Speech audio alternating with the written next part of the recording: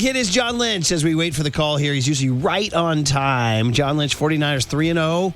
Going into this game against the Jacksonville Jaguars. Maybe you call it a trap game because it's sort of like, as I mentioned to Steve Young in our interview, I know it's the NFL. We know, but there are human beings. And, when the Jags run onto the field, it's going to be like, who are these guys? We got the Rams next Thursday, So they got to overcome that. They got to overcome an offense that hasn't been explosive of yet, but 3 gutty late wins. Connection being made. Let's go. He's humble. He's lifted the Lombardi. He's earned the gold jacket. Now he's laser focused on a championship for the faithful. Here's the 49ers president of football operations and general manager, John Lynch, with Murph and Marcus on the Sports Leader. All right, always look forward to our Thursdays at 8. And John Lynch is sponsored by River Islands. Come home to River Islands in Lathrop and discover the San Joaquin River lifestyle. With its lakes, parks, and schools, start your tour today at riverislands.com. John's also sponsored by Freedman's Appliance, proudly serving all of Northern California with a wide selection of luxury appliances. Visit them in Pleasant Hill to see the Freedman's difference. John Lynch, good morning. Welcome back to Murph and Marcus on the UMA guest line. Dude, you're 3-0. I bet your coffee tastes pretty good. Good morning. Hey, morning, John. Good morning. It's actually right in my hand right now, and it is tasting good. So, yeah. I mean, man, oh, man. We had Steve Young on yesterday, and he was talking about, 3-0. This is not nothing now. This is like you guys are building a little identity. Now, we can talk about the stats. You're not an explosive offensive team yet, et cetera, but building an identity maybe of being that scrappy team, that's a tough out. And I'm guessing you agree with that take, John? Yeah, I mean, we're finding a way, and that's important. And we've been a little diminished with some of our best players not being out there, but other guys have stepped in, and collectively, we're finding a way. And I'm really proud of our team. It's involved our core guys who everyone knows so well, and it's involved some young players who are stepping up and making really big contributions. We're getting contributions from our entirety of our team. We understand that we have to do better, in certain areas, and we expect to do that. We expect just to continue to get better. That's a hallmark of kind of what we do around here. We try to get better throughout the season, and it bodes well that we're off to a good start. But that's just that, and now we focus on Jacksonville, who's 2-1 and playing some really good football. John Lynch is the voice you hear, and you're listening to KNBR AM and KNBR FM San Francisco, the sports leader, a Cumulus media station, Marcus. Yeah, John, just to follow up on the topic of closing out games. Last season, you guys went 2-6 in one-score games to start the year. Now you're 3-0. So was that maybe a point of emphasis from Kyle, from Robert Saleh, but overall within the organization to be able to close out ball games this year? It's something we always talk about, Marcus. Finishing everything we do, and our players do a really good job of it. For whatever reason, last year we didn't get that job done. So, yeah, I think it was always a focus, that finish mentality, and I think it goes back to what you do every day, your habits, and our guys have done a nice job of that. And I think it's carrying over, and it's about making big plays when the game's on the line. It's about making big plays throughout. When the game's on the line, someone's got to make a play. And I think back to, the last couple defensive series versus the Cardinals.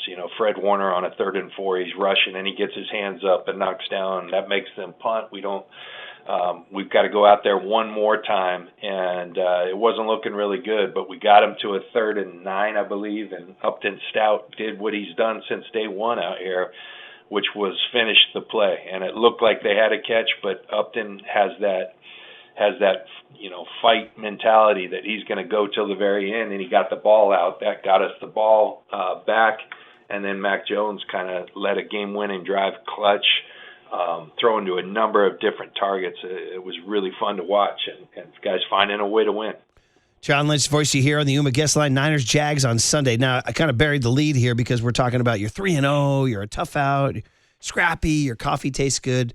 But obviously, the news we all got on Sunday night, Monday morning colors everything, and that's Nick Bosa. So as positive as that stuff was that we opened the interview with, it's time to sort of dive into that feeling.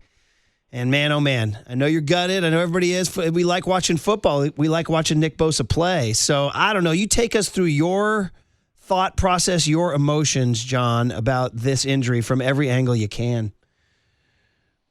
Yeah, it didn't. I mean, it didn't feel good. I was watching the play like so many were, and from my vantage point, it was just kind of a weird contortion that happened with Nick's lower half and the way he walked off. You know, you get to know your players well, and just knowing Nick, it felt like something wasn't right, and you know, unfortunately, that was the case, and so you know. First of all, my heart just goes out to him. He puts so much into it. There's not anybody in the league that puts more into the preparation.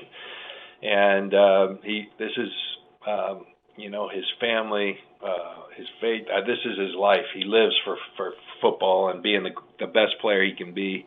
And my goodness, is he an incredible player? He's a difference maker. And so your heart goes out to him, and there'll be a big void. He's an exceptional. There's really good players, and then there's guys that are flat out difference makers, and he fits into that category. He's one of the better players in football, and so it's a crushing blow to our team. But that's what this sport is. You know, you're presented with challenges, and you know, hopefully it can be someone's opportunity. But one player won't make up for Nick Bosa. We have to do it collectively.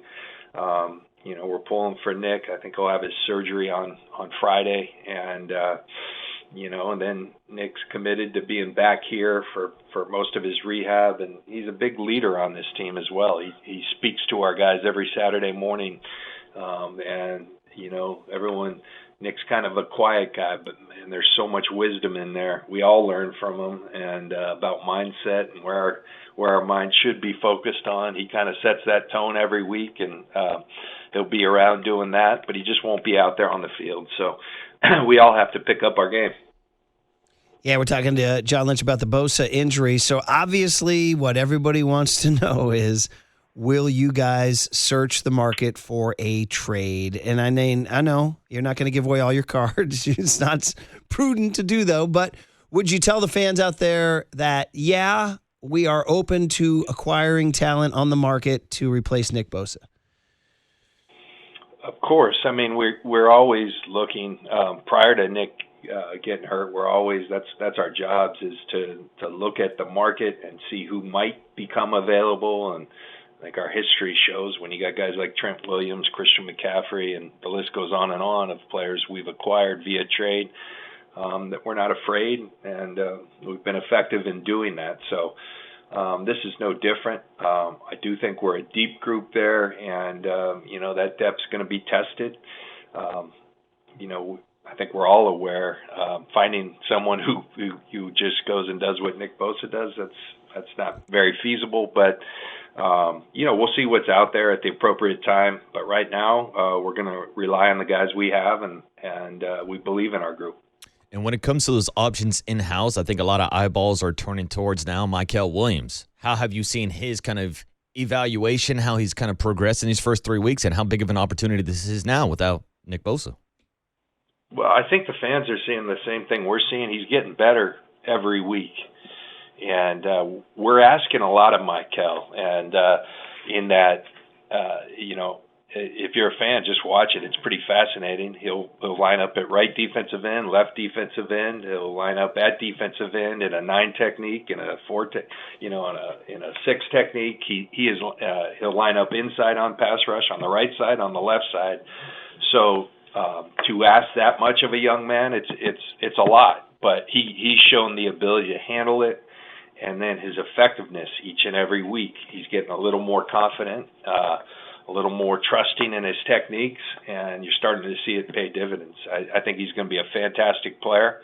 I think he's just scratching the surface, and it's his future with us is really, really exciting. He kind of endured, you know, he was chasing Kyler Murray, you know, which isn't an easy task the other day. And he dove out there, and he landed on his wrist in a tough way and sprained it a little bit, and you know, sucked it up and got back out there and was huge for us. Made a bunch of big plays for us. So Mykel's doing a really nice job, And I think we're just scratching the surface of how effective of a player, how dominant of a player he can be. And as we continue to talk about sort of the Bosa injury and its effect, I see you guys promoted Robert Beal from the practice squad, former draft pick. You know, guys, you got a pretty high draft pick. You guys had high hopes in him. Would he play as soon as this Sunday, you think, and be part of the mix? Yeah, he'll be part of a rotation. We throw a lot of guys out there as part of the rotation. I think with Beal, you're looking at a really good top-end athlete. You know, Robert ran in the high 4.4s coming out for a defensive end. That's rare. And so he helps us on special teams as well. And so he'll be part of that rotation. But, we'll, you know, as I said earlier, we'll kind of have to, you know, do this thing collectively. But that's always our plan anyhow. John, I have troubles like trying to understand my car insurance policy, so I definitely don't understand NFL insurance policies. So can you explain to us how you guys are possibly saving some money next year on the salary cap due to an insurance policy that you guys have in Nick Bosa's contract? Yeah, first of all, it's not like a badge of honor. I think we'd much rather have Nick Bosa, but it's a mechanism that the league allows you to purchase insurance, and it can soften the blow from a financial standpoint, and you get some salary cap credits back, and you know that's the crux of it. We'd much rather you get some cap credits and things, and we'd much rather have Nick Bosa. I can tell you that, but it's a mechanism that the league allows, and so you know our guys, Brian Hampton, Parag, and them, they purchase it, you know, as part of our contracts when, you know, with various players, and you know, like I said, it can soften the blow, but believe me, we'd much rather have the alternative. Yeah, for sure. And as we continue to talk about the guys who will kind of line up to help him, Bryce Huff has been showing really well. The usage of him by Robert Saleh has been successful. But is it fair to say that you guys can't count on him? Nick will play the run, but Bryce Huff, that's not his role. He's not going to be a run stopper, and you have to look to other guys like Gross Matos, perhaps? Well, Bryce has done a tremendous job of doing everything really well since he's been with us. I think the thing we have to be mindful of, you know, when we went out and got Bryce, you know, Saleh's coached him before, and you kind of know, hey, this guy's most effective if he plays this amount of snaps. I think you just got to be mindful that just because Bosa's not here, we now all of a sudden aren't asking Bryce to play 50 snaps a game, you know. So, but Bryce has been tremendous. You know, we do a deal where we put our player of the week, where our coaches kind of on the defense, offense, and special teams, when we win, you know, who the player of the game, and Bryce is up there this week. So Bryce has played at a really high level. We thought, you know, again, having Saleh the experience, he's just a really good fit for this defense. He shines, and he's been a great addition, and he'll continue to be for us moving forward. Flipping over to the offensive side of the ball, John, what can you tell us about Brock Purdy's status going into this weekend? I can tell you he practiced yesterday, and he's at a better place on Wednesday than he was on Sunday. He worked out the day of the game, and he's continued to get better throughout this process. So the fact he was out there at practice, it's not the game. You're not getting tackled, all that, but he looked really good. And so he practiced in a limited fashion. We'll see how he responds today coming in. But, you know, his progression's been really a good one, and you know, I think we'll see where it goes throughout the week. But you know, it was a nice sight to see him out there leading our team yesterday. Just going a big picture on the offensive side in terms of injuries. Is George Kittle on track? How's his rehab? George is doing really well. You know, we put him on that short-term IR, so that takes him through. He's not even eligible till after the Rams game. I think Tampa would be the first game that George is eligible. He's tracking well, putting in a lot of really good work, like George always does. And the cool thing about George, you know, that energy, that presence that Kittle has, that's really unique and special. He's been here the whole time, and he's shown tremendous leadership. It's killing him not being out there. He was so prepared for this season, and you know, happened in that first quarter at Seattle. But you know, that happens sometimes, and you know, George has just done what he's always done, and got back to work, and he's been a great presence around our team. Yeah, even if he has to wear Iowa State overalls, right? I saw that the other day. That was brutal. Hey, man, you lose a bet, man pays his bets. We'll say that for sure. Yeah. And a similar question on Brandon Ayuk. We've sort of just stashed him away in the back of our brains. How's that rehab? Any setbacks? What's the schedule? No setbacks. I mean, I keep coming back to, what there's different levels when you do these ACLs, and Brandon had a fairly significant injury, involving a lot of different things in his knee. He's a really gifted athlete. He's a very hard worker, and so when you combine that, you tend to come back at a good clip. We're still, there's no like absolutes on these things, so he's got to continue to hit markers, but he is tracking well. He's working hard, and we'll just continue to do that, and we'll be a better team when Brandon's out there, and so we look forward to that day. But it's not close. It's not,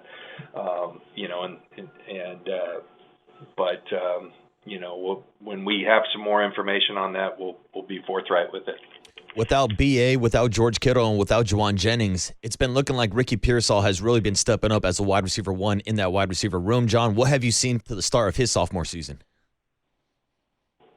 Man, he attacked this offseason in a really good fashion. He worked his tail off, and now you're seeing it come to fruition. All the things that we thought Ricky could do. And I think the thing that's been so impressive is endurance. He's playing a lot of snaps, and he's the Energizer Bunny. He just keeps going. He keeps running. It's hard to play receiver in this league, and the amount of running these guys do, and Ricky can just handle it. He's got tremendous stamina, tremendous body control. He's a very skilled route runner, very precise. When the quarterback expects him to get to a certain yardage, he's going to do that. He's not going to cut it short, and so as a result, they're very confident in throwing to him, even sometimes when he is covered. He's also shown ability to come back to the ball. Ricky's explosive, too, as we saw on that 4th and 2, 4th and 3 the other day. He took it deep and made a great catch on the sideline. Ricky's playing at a really high level, and, we're grateful for that and proud of him. He's endured so much with what happened last year, and all he's done is continue to work, and it's starting to really pay off for him because he's a really talented young man. He's a great competitor, and I'm really happy for Ricky and grateful that with the contributions he's making for our squad.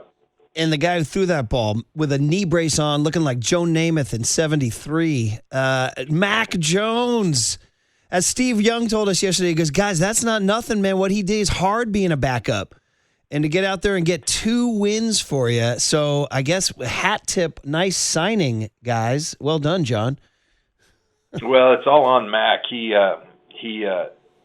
really playing confident football, and that it's a fun thing to watch. I've made the parallel a couple times. I watched it with Sam Darnold, and sometimes these guys come in a little bit broken from. This league can be tough, particularly at that position, and I give a lot of credit to our head coach, Kyle Shanahan. He's very much a part of that process. He's in the room with the quarterbacks every day. But, I think with Sam, it was Brian Greasy. Right now it's Mick Lombardi in the quarterback room, Clay Kubiak, our offensive coordinator. I think they all play a part of kind of instilling confidence in these guys. And you could see the confidence in Mac's play. He's ripping throws into tight windows. And then on the game-winning drive, I thought he was so impressive. And throwing to guys that, aren't the most household of names. Jake Tonjes had a key catch on that. Sky Moore, who we picked up in a trade right at the start of the season. He made a big catch on that last drive. So he's spreading the ball. He's taking it where it should go. And that's a good defense in Arizona. They're a very well-coached defense. And to march down the field like that in that moment, along with the play he had at New Orleans, he picked us up in a huge way. And so Mac balled out. He was. I mentioned Bryce Huff, the player of the game. The coaches picked Mac Jones last week, so he's picked us up in a big way. Yeah, and there was Mac Jones in the final 2 minutes, setting up Eddie Pinero for the game-winning field goal. And we had Eddie on earlier this week as our 49er Player of the Week, and we talked about that moment and him puffing up his chest at the Arizona Cardinals sideline. But, John, that's got to be a good feeling for a kicker you just signed about a week ago to come in and hit that game-winning kick. Yeah, Eddie's been awesome. He's been really good. He's been as advertised, as his resume kind of speaks for itself. He's a very accurate kicker, and now we're finding out he's clutch as well, and he's got a little juice to him. Kyle asked him in front of the team, "What did Arizona do to you?" I didn't think you ever played for them, but I think his answer was their division rival, and he was happy and excited, and I didn't mean any disrespect. Was just happy we won a game, and the guys are starting to feel his vibe a little bit too. So that was fun, but that's a tough job, and you're supposed to make them, and so usually you're talked about when you don't. But here's a dude who is new here, but has already served us very well, and it's fun having him a part of our team. Man, he made the kick, got the win. It was huge. All right, we got to let you go.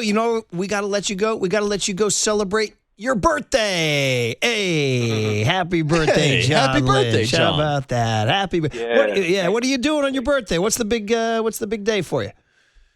You know what? We woke up with Linda today. We took a long walk. Went and got it. Usually I just come right into work. We stopped at a little coffee spot, picked it up, and then I got in here. So just going to go to work and enjoy a nice day with our team, and we're having a good celebration tomorrow night with some friends. Okay, at good. Our house, but that'll be great. Yeah, that'll be great. And and you get a cake. What's the cake? Everybody's got to pick their cake. You don't. You get to vote. What's the cake?